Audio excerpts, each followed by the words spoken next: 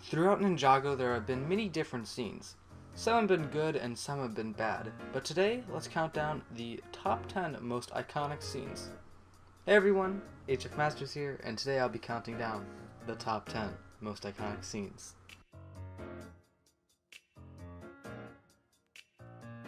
Starting off the list, we have a merge of all of the true potential scenes. The reason why we kept these scenes so low are because we personally think some are done well and some are just okay. For example, the Zane and Jay ones are done really well.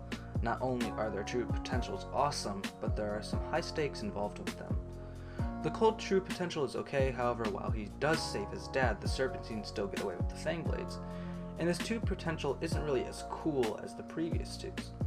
Kai arguably has the worst, we don't really get to see much of it, and much of it is just really rushed. Nia's, however, is up to the same level as Jay and Zane's. Overall, these scenes are kind of a mixed bag for us, which is why we are keeping them at the bottom of our list. Next on our list is Garmadon being sent to the Cursed Realm. Now, I will say this is an important scene, but we think the scene was handled poorly. Honestly, the scene would be much better off if they didn't try to make it emotional. It feels like it was forced instead of natural, and when watching it, honestly, I kinda get somewhat annoyed. They should have just sent off Garmadon without trying to get the emotional effects in there. Before we move on, I would like to state that the order of these next scenes are not going to be in any particular order.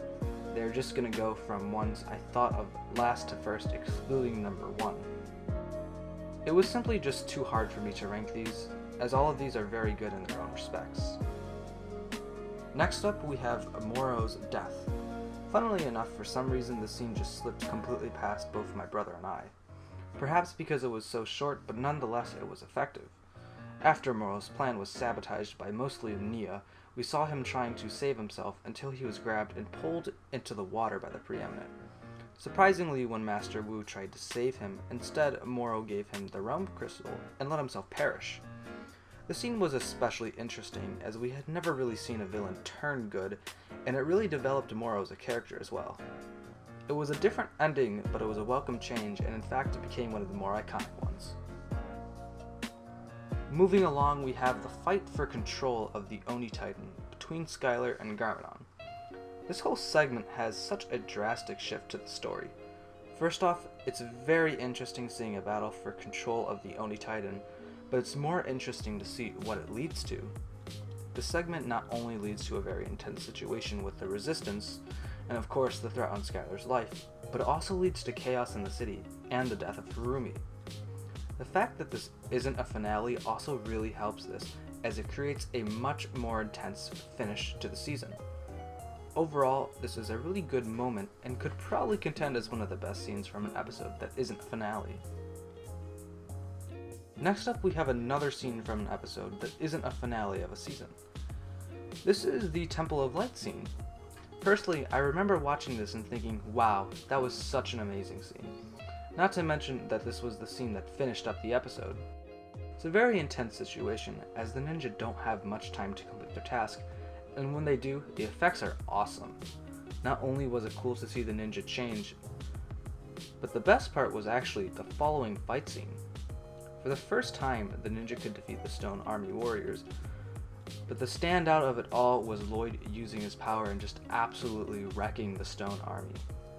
Sadly, this one isn't perfect, and it actually has a interesting voice acting mistake, but I still like it. Next up is actually a scene from the current last episode. Of course I had to mention Lloyd regaining his powers. Lloyd regaining his power was a major issue throughout the season, and the way his power came back was well done.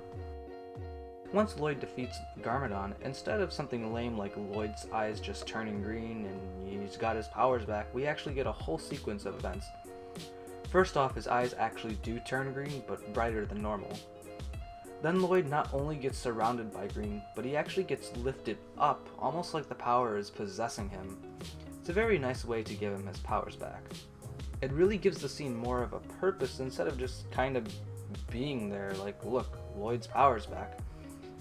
I felt they handled this scene really well, especially considering that there were other scenes, like, for example, Lloyd being revealed as the Green Ninja, which just kinda had no purpose and overall they do a really good job giving this purpose. Following our last choice, we have Jay's Final Wish.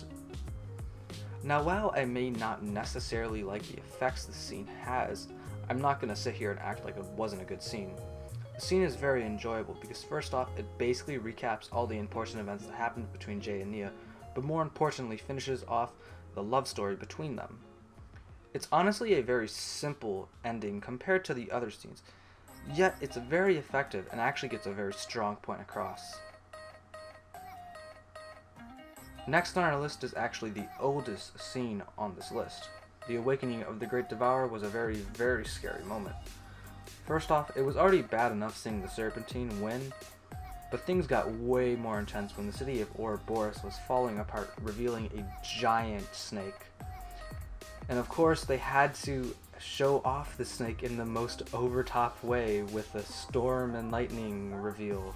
Like, yeah, not over the top. But anyways, once they revealed him, the Great Devourer actually ate Wu, which does kind of give this scene a little more effect, and really kind of hurts on the ninja a little bit. Of course though, as we all know, Wu did not actually die, but overall, it was very interesting and definitely a worthy scene.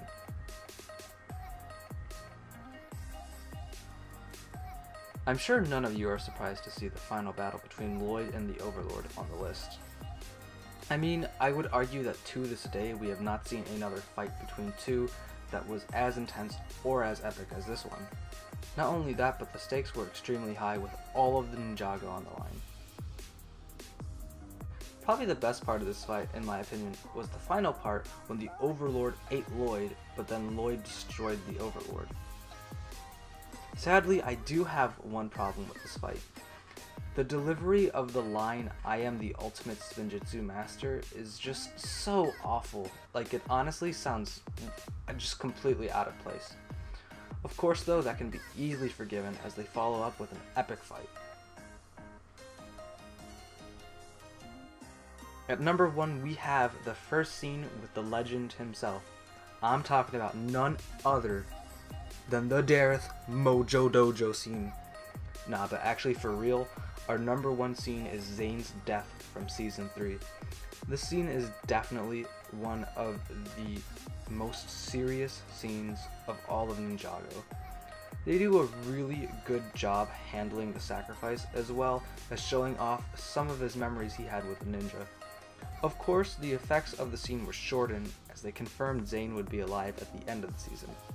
Nevertheless, it was definitely a strong moment, and in fact a very brave one for the writers to do, but it turned out very well. Overall, this is simply just one of the most memorable and unforgettable scenes topping our list. I hope you all enjoyed this video, and feel free to comment your own list in the comment section below. Also, if you have any future list suggestions, feel free to leave those in the comment section as well. Anyways, I hope you all enjoyed the video, and until next time, this is Hfmasters saying goodbye.